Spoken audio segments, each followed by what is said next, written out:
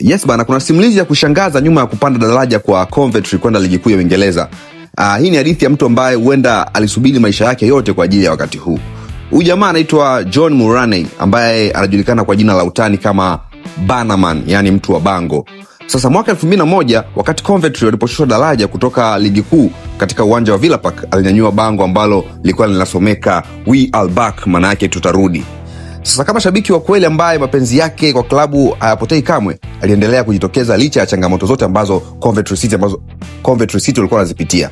Msimu wa mwaka 2011-2012 Coventry walishushwa daraja kutoka Championship. Kusubiri kukawa kwingi zaidi.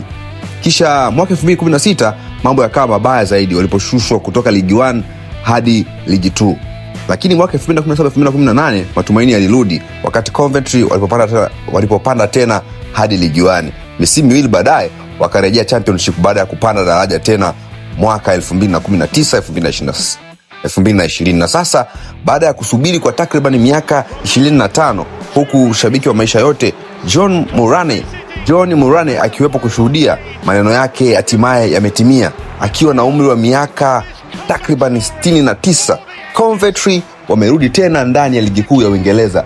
Kazi kubwa iliyofanywa na kocha Frank Lampard ndani ya Coventry City imesababisha sasa Coventry City kurejea ndani ya ligi kuu ya Uingereza baada ya miaka 25. Wanarejea kwa kishindo kweli kweli, baada ya kupata sare jana ya bao 1-1 na kufikisha alama ambazo rasmi sasa zinawarejesha ndani ya ligi kuu ya Uingereza.